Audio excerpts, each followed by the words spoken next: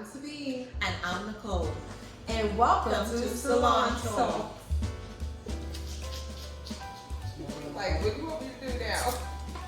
Wait, Nicole, okay? Hi, I'm Sabine. And I'm Nicole. And welcome to Salon Talk, where we discuss holistic well-being, Lifestyles and community affairs. Welcome to Salon Talk, and we are so honored to have Dr. Keisha Constantine here today. Thank you for having me. I'm glad to be here. Can you just introduce yourself and tell people what you do? Okay, my name is Keisha Constantine. I'm a licensed psychologist, which means I have a doctorate in psychology. I private practice, or I have a private practice in New York. I have an office location in Brooklyn and one in Manhattan. I also teach at New York University, as well as providing supervision at one of New York University's in-house clinic. And I do some consultation as well. Wow, that's a lot. I do a lot, yes. Wonderful, wonderful work, wonderful things. So tell us, during this pandemic, have you seen an increase or a decrease in your practice? I would definitely say I've seen an increase. My practice is at capacity now, and I'm still getting calls. I make referrals when I can. I try and help people find other therapists if I can't do it, but definitely I would say there's an increase in service need. Well, I definitely can believe that one. So you have an increase now. Have you been able to manage that? Or have you had to change your practice, the way that you deal with people? Absolutely, yes, and that's something I spend a lot of time talking to my students about. So much of psychology and mental health can be really rigid, right? Mm-hmm. There are lots of boundaries, there's a lot of ways that people are told to practice. Mm-hmm. And this pandemic has really turned that upside down. So I'm doing all of my clients now remotely. For the most part, most of it is, I would say 90% of it is video, okay, which I wasn't doing before, and then the other 10% are phone sessions. And the other thing that's interesting is based on context. You know, we have everyone at home for the most part right now, so the idea of private space or separate spaces has become a challenge. So I'll see a client who might be having a session in a closet. Wow. I might see a client, I do individuals, adults, and couples. I might see a couple who normally, if we were in the office, their children would not be present, but their children might be in the same space. And we talk about how to navigate that, you know, so there are definitely things that they may not be as freed up to talk about, and we'll talk about that and the limitations, but they and I believe it's better for them to at least have the services as opposed to not have the services. Absolutely. And I know that, you know, if we were in practice and a client showed up with their toddler, I would probably cancel the session, right? I would probably be like, I don't think this is it. Now the toddler shows up on screen, we wave and we keep it moving, right?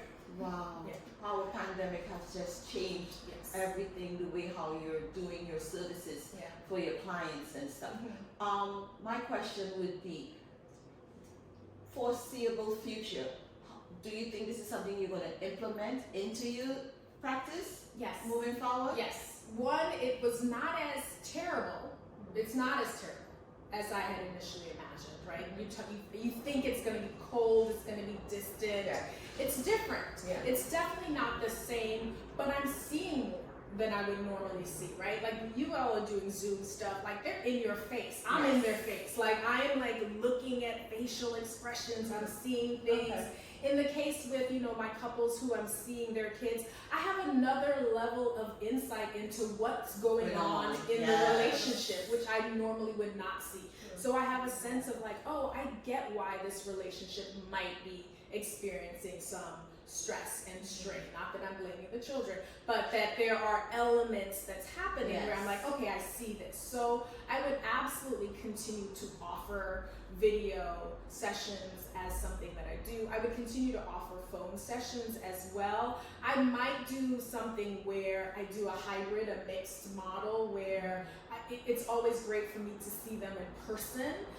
And so I would do something like that. So for example, with a phone session, sometimes video is not appropriate, right? So in the case where the client that I have has a very roomy closet, so it's not like they're cramped, video still works. But let's say the closet was really tight, I'd be like, let's do phone instead, right? Like let's not be uncomfortable. Yes. In the other case where I do phone session, the client has a lot of body image, like there's a lot of stuff, and so there's something that's really triggering about having to see themselves on the screen repeatedly. So I wouldn't offer video in that case, but yeah.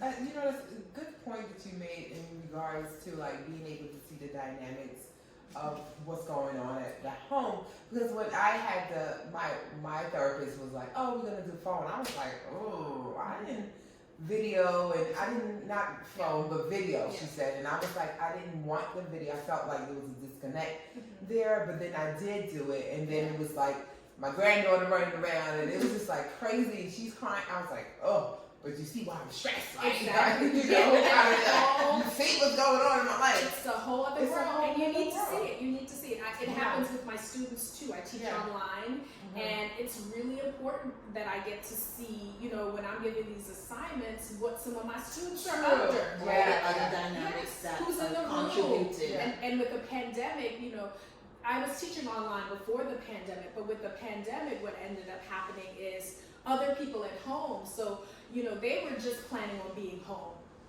Doing their schoolwork. Now the whole family is home and they're doing their schoolwork, right? And so you had to, I watched that and I was able to say, okay, maybe, you know, that deadline I have, I could loosen up on this a little bit because I see all that's happening in the background here in order for the student to show up and be present.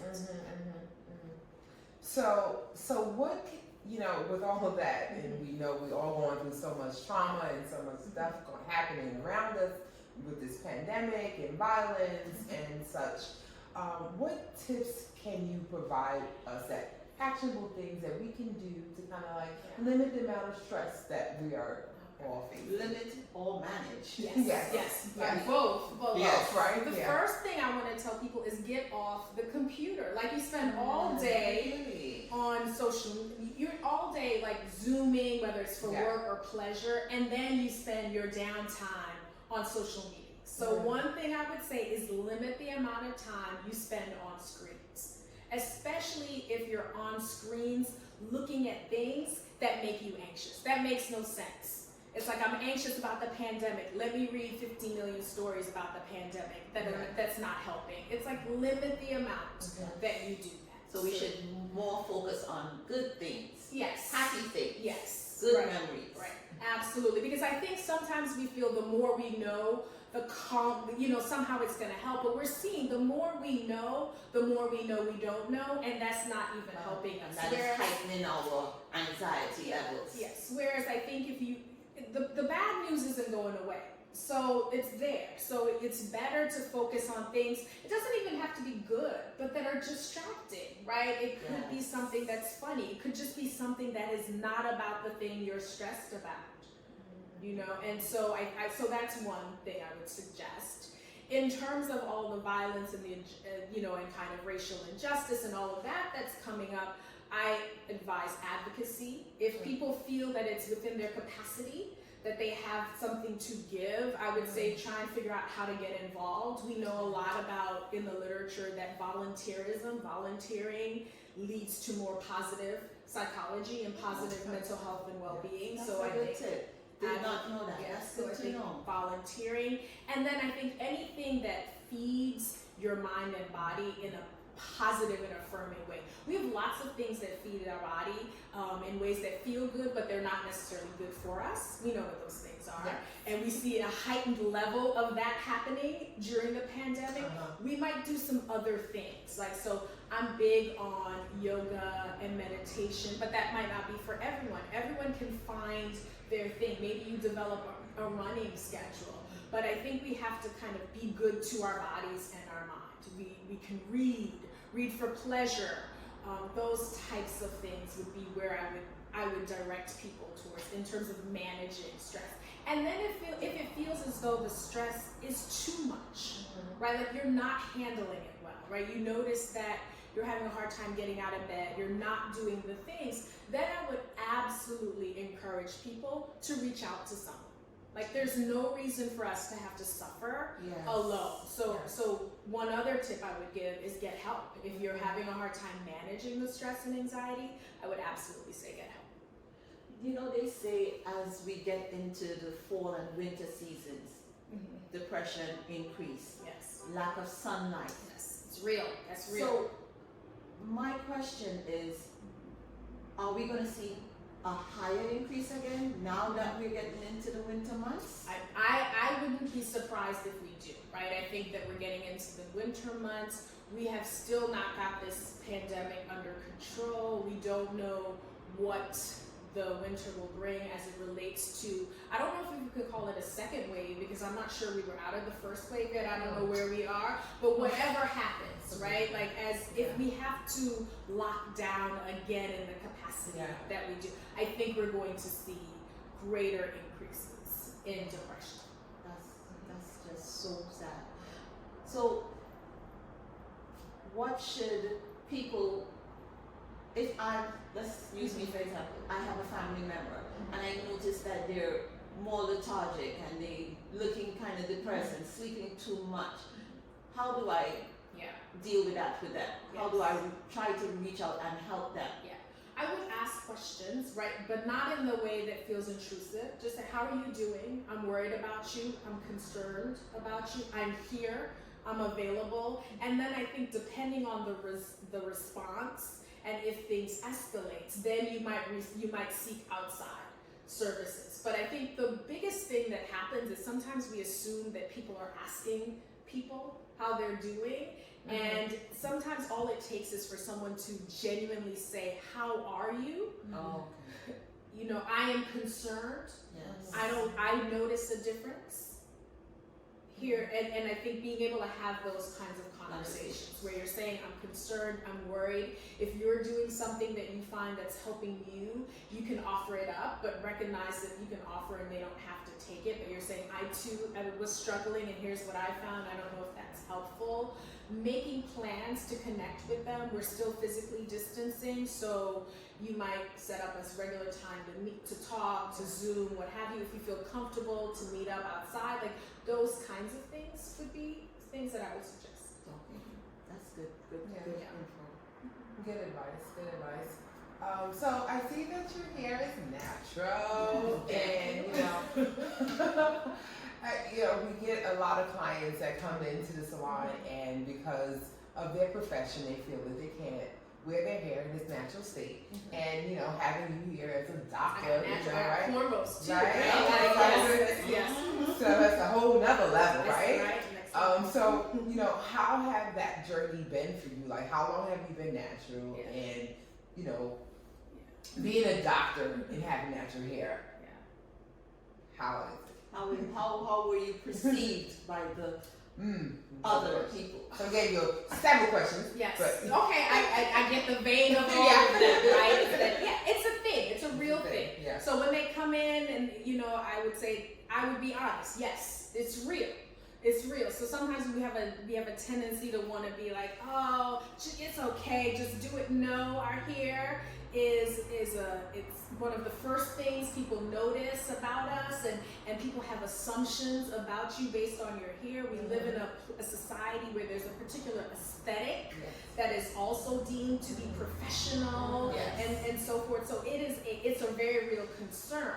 It was not necessarily a primary concern when I was thinking about this. So I've been natural almost 20 years. I would say it happened when I was in getting my doctorate. I decided to go natural, and that was after a period of wearing braids, right? So where I was kind of doing the transition between relaxer, and I was wearing braids and doing that, and then finally I took out the braids and I was like, okay, this is what I'm doing. And so I think I think you get a lot of assumptions, right? So I enter a space and they assume that I am not the doctor in the room, right? Like, so somehow I'm a student, I am an assistant, I'm not the doctor, I'm not the professor, whatever the space is where my title allows me to be in the space, the assumption is that I'm not that person. So that happens inevitably in the encounter. Also, you change your hair and suddenly people don't know you, they don't recognize you, so you get those weird encounters where it's like, oh, I didn't notice you, I didn't see you, and you're like, did you do something with your hair? And really, you know, all you've done is like added a twist or something. So there are those moments that you'll have to encounter and be prepared to, you know, to kind of, if you're shy, if you don't want to be seen, you're going to be seen. You're going to be noticed and assumptions are made. Also, I think that, you know, I have a last name that's Constantine, right? So if you're making an appointment with me and you haven't seen a picture, you don't know what to expect, you meet me and you're like, oh, this was not who I was expecting to see. And the reality is you have to be in a place where you're able to say, if my hair is the thing that makes you not want to see me, not want to work with me, you're probably not the client for me. Yes. Right? It's probably not a good match. Yes. But I would say, yes, you get a lot of assumptions, you get a lot of looks, and a lot of questions. I don't know if that answered your question. Yes, it's not a question. It's not a question. Yeah. Well, I'm glad that you're comfortable and within yourself is what I've heard as well. You just have to be comfortable with who you are. Comfortable and have confidence. And confidence in who you are. Yes. And people are going to ask you questions, no matter what. No matter what your hair, the state of your hair is in. As you know, you're a woman, you're black. So you have a lot of other things that's going for you as well. I was going to say, you know, these intersecting identities, there could be lots of reasons I get naked. I mean, I can't even pick them out. There's so much that happens when I enter a space that kind of hits people. But it's I think being comfortable, it's also being comfortable being a little uncomfortable. Right? Right? And so that is something that I'm working on, and I think that's the hair journey, that's the pandemic, that's everything. Like, we all need to get a little bit more comfortable being uncomfortable. And I'm not talking about being abused, but being uncomfortable. No, you don't want that. My question, do you have any tips that we can take away from your profession to give to the community about seeking a therapist to talk about their situation and circumstances?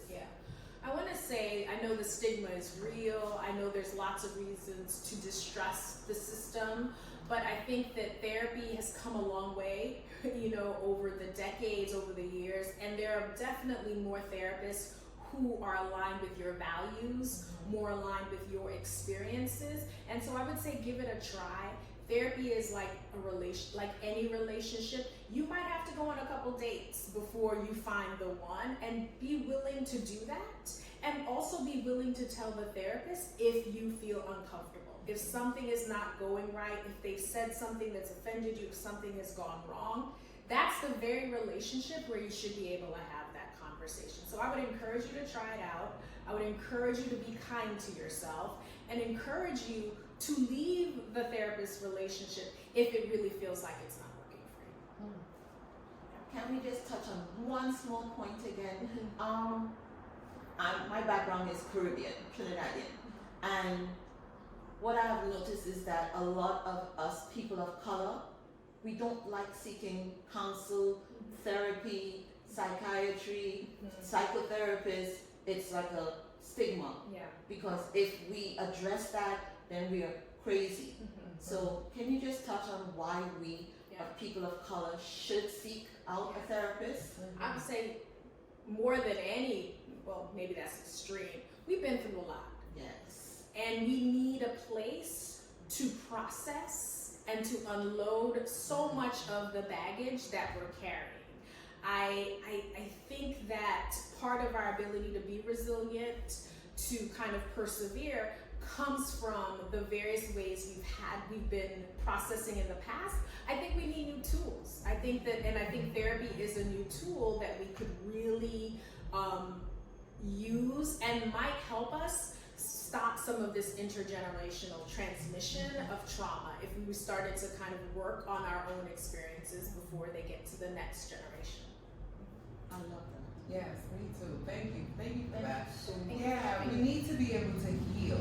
And that's what this is all about. That's what this platform is about. It's about us giving and providing a wealth of information to everyone. Yes. You know, and be able to use the information and support Yes. each other, and support our community, to support, build, Yes. you know, for us to build a better community that we all will love to live in and thrive. Yes. Yes. It's all Absolutely. about thriving. It's not Yes. about surviving. It's It's thriving. thriving. It's about Yes. Yes. So I'm very grateful to you, and thank you for all the services that you are providing to the community and for giving us all the information today. Thank you. For coming. Thank you for your time, Dr. Keisha Constantine. Thank you for the space. Hey, if you like what you saw, please like and subscribe. And don't forget to follow us on IG at Sabine's Hallway.